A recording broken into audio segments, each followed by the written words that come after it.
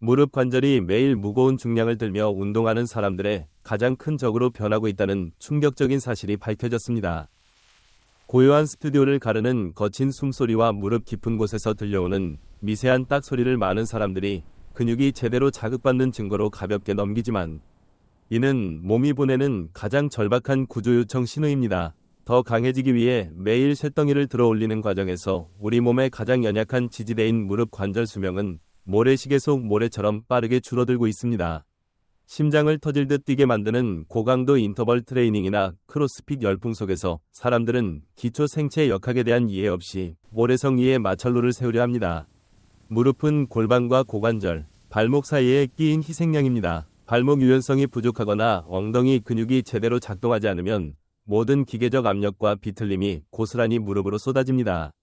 고관절이 맡아야 할 회전 책임을 무릎이 대신 떠안는 순간, 십자인대에는 날카로운 칼날 같은 전달력이 가해지며 관절 전체가 위험에 빠집니다.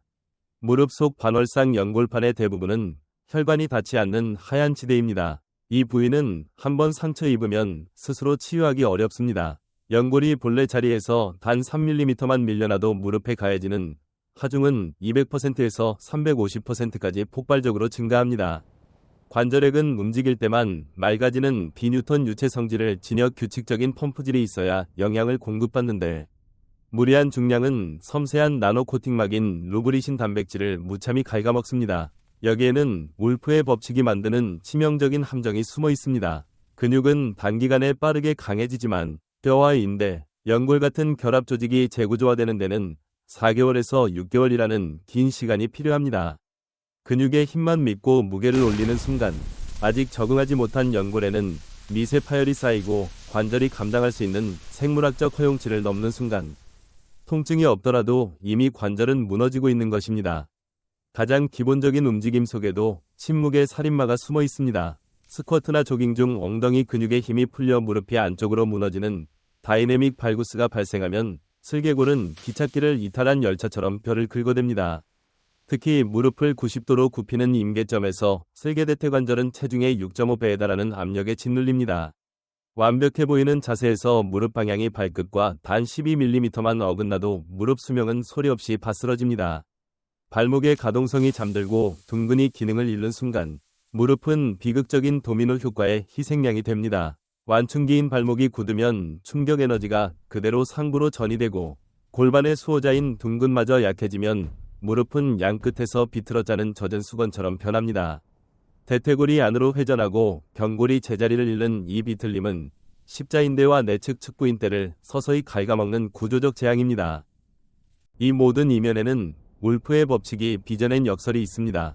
근육은 단 몇 주 만에 비약적으로 성장하지만 인대와 연골의 콜라겐 재구조화 속도는 근육의 10분의 1에 불과합니다. 화려한 엔진에 비해 취약한 프레임이 남겨지는 적응의 간극은 결국 무릎의 층판 구조를 무너뜨립니다. 근육이 강해질수록 무릎이 위험해질 수 있다는 생물학적 경고입니다. 무릎은 통증이 오기 전에 침묵의 신호를 먼저 보냅니다. 한발 스쿼트 시 무릎이 내측으로 무너지는 니발구스는 신경 GPS인 고요 수용성 감각의 상실을 의미합니다. 루피니 소체와 파치니 소체 같은 신경 수용체가 신호 전달을 지체하면 뇌는 미세 조정 능력을 잃고 신경적 눈먼 상태에 빠집니다. 이는 물리적 마찰로 이어져 무릎의 나노방패인 루브리신 단백질을 파괴합니다. 정상적인 루브리신은 연골 표면에 초방막 보호막을 형성해 마찰 개수를 제로에 가깝게 유지하지만, 부정열로 압력이 집중되면 이 막은 찢겨나가고 연골 세포는 영양 공급이 차단되어 스스로를 파괴하는 자가포식의 굴레에 빠집니다. 가뭄든 논바닥처럼 연골이 갈라지는 이 과정은 한번 시작되면 되돌리기 어려운 비가역적 소모의 길입니다. 파괴를 멈추려면 발바닥을 지면에 단단히 뿌리내리는 루팅 기술이 필수입니다. 발가락이 지면을 움켜쥐어 아치를 살릴 때 발목 가동성이 회복되며 무릎의 비틀림이 상쇄됩니다. 동시에 뇌와 근육 사이의 통신망을 복구해 무릎을 보호하는 능동적 갑오신 안정화 근육을 깨워야 합니다. 정교한 정렬과 호흡은 신경 근육의 연결을 재설계하는 고도의 공학적 접근입니다. 이제 운동의 패러다임을 전환해야 합니다. 진정한 숙련은 근육의 부피를 키우는 것이 아니라 신체 구조의 소리에 귀 기울여 관절의 수명을 최적화하는 생존의 우아함을 확보하는 데 있습니다. 파괴적인 훈련이 아닌 보존적인 단련을 통해 무릎을 삶의 자유로운 이동을 보장하는 든든한 조력자로 가꾸어야 합니다. 완벽한 자세로 운동해도 무릎이 박살날 수 있다는 충격적인 진실을 아십니까? 자세 교정은 무릎 생존을 위한 겨우 50%의 정답일 뿐입니다. 진짜 치열한 전쟁은 헬스장 문을 나서는 순간부터 시작됩니다. 아무리 완벽한 생체 역학적 정렬을 맞추고 운동했더라도 세포가 굶주려 있고 호르몬이 교란되어 있다면 연골은 결국 모래성처럼 무너져 내립니다. 이제 눈에 보이지 않는 관절 내부의 화학적 폭풍에 대해 이야기하겠습니다. 운동 직후 무릎 내부를 현미경으로 들여다보면 근육과 인대에 발생한 미세한 찢어짐 사이로 몸에 구조대인 대식세포가 즉각 파견됩니다. 대식세포는 손상된 조직 찌꺼기를 먹어치우며 청소를 시작하는데 이는 자연스럽고 필수적인 치유의 첫 단계입니다. 그러나 많은 사람들이 근육통을 훈장처럼 여기며 다음날 다시 강도 높은 하체 운동을 강행합니다. 이때 관절 내부에서는 끔찍한 비상사태가 선포됩니다. 대식세포의 청소 작업이 끝나기 전에 새로운 손상이 밀려들면 면역계는 패닉에 빠지고 뇌는 이를 심각한 외부 감염이나 치명적인 부상으로 착각합니다. 결과적으로 면역세포들은 사이토카인이라는 강력한 염증 물질을 무릎 관절강에 무차별적으로 쏟아붓습니다. 특히 종양괴사인자 알파와 인터루킨6가 과다 분비되며 이 물질들은 원래 나쁜 세균을 죽이는 독성 무기지만 공격할 대상이 없으면 멀쩡한 연골세포를 공격하기 시작합니다. 만성적인 염증 상태에 빠진 무릎은 기질 금속 단백 분해 효소를 만들어냅니다. 이 효소는 강력한 염산처럼 연골을 구성하는 핵심 단백질인 콜라겐을 갈기갈기 찢어 녹여버립니다. 거울 앞에서 펌핑된 허벅지를 보며 흐뭇해하는 순간에도 무릎 속에서는 연골이 융해되는 산성비가 내리고 있는 것입니다. 왜 우리는 이 파괴적인 과정을 전혀 느끼지 못할까요? 고강도 운동 시 뇌하수체는 막대한 양의 엔돌핀과 아드레날린을 분비합니다. 이 천연 진통제들은 무릎에서 올라오는 미세한 통증 신호를 완벽하게 차단합니다. 관절이 비명을 지르고 연골이 깎여나가도 우리는 오직 운동의 쾌감만 느낍니다. 통증이라는 훌륭한 경고 시스템이 호르몬에 의해 강제로 마비되는 것입니다. 놀랍게도 무릎은 헬스장이 아니라 고요한 침대 위에서 재생됩니다. 무릎 연골에는 혈관이 전혀 없습니다. 피가 통하지 않기 때문에 영양분을 공급받을 도로가 없고 오직 관절 주머니를 채우는 활액이라는 윤활유를 통해서만 산소와 영양분을 흡수합니다. 이는 스펀지를 물에 넣고 쥐었다 폈다 할 때 물이 스며드는 원리와 같습니다. 진짜 마법은 깊은 잠에 빠진 비렘수면 3단계에서 일어납니다. 이 상태에 진입해야 뇌에서 성장 호르몬이 폭발적으로 분비되며 성장 호르몬은 혈액을 타고 온몸을 돌며 낮 동안 손상된 연골세포에 재생명령을 내립니다. 밤늦게까지 스마트폰을 보거나 수면 부족에 시달리면 성장 호르몬 분비량은 평소의 10% 수준으로 떨어집니다. 재생명령이 떨어지지 않은 연골은 결국 스스로 굶어 죽는 길을 택합니다. 근육을 키우겠다며 닭가슴살과 단백질 보충제만 쌓아먹는 행위도 치명적인 실수입니다. 근육은 필수 아미노산만으로 잘 자라지만 연골과 인대를 만드는 재료는 완전히 다릅니다. 콜라겐 합성을 위해서는 글리신과 프롤린이라는 특수 아미노산이 대량으로 필요하며 이는 뼈를 우려낸 사골 국물이나 껍질, 젤라틴 같은 조직에 풍부합니다. 가장 중요한 영양학적 비밀은 비타민C입니다. 아무리 좋은 콜라겐을 섭취해도 비타민C가 부족하면 모든 것이 헛수고입니다. 비타민C는 콜라겐 가닥들을 단단한 밧줄처럼 엮어주는 핵심 접착제 역할을 합니다.